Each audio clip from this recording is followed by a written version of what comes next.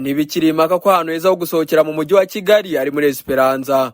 Muri Esperanza usanga ibyo kunywa haba ari ibisembuye n'ibidasembuye, ibyo kurya by'ubwoko bwose, amacumbi, massage n'ibindi bitandukanye. Wazana n'inshuti zawe cyangwa umuryango wawe ubundi bagataha bakwirahira, kuko dufite ahantu hagari hisanzuye abantu baganirira ariko banasangira. Ku bakunzi b'umupira w'amaguru tubafite screens bafasha kwirebera shampiyona zitandukanye zo ku mugabane w'Uburayi no muri Afurika.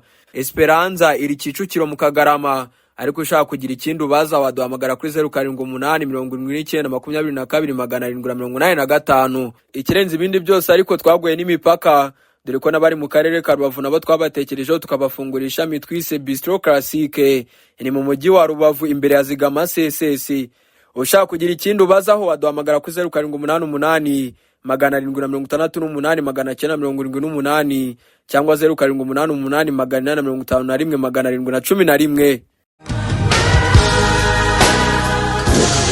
Inzozi zawe zo gutunga moto nziza igezweho kandi yizewe zibaye impamo hamwe na Spiro. Sendege ya Emile arazigufitiye ku giciro cyiza kidahenze, utayafite yose yuzuye ukaba wakwishyura mu byiciro. Spiro M1, M2, M3 zisange mu Giporoso ku cya Mitsingi ahateganye na Hilltop Hotel. Hari icyapa kinini cyanditseho Sendege ya Emile. Ukimara kugura yawe uhita uyitahana ako kanya.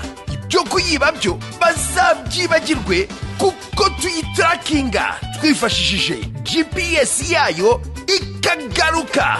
Hamagara Sendege ya Emile kuri 0788377023 maze Spiro yawe uyibikeho.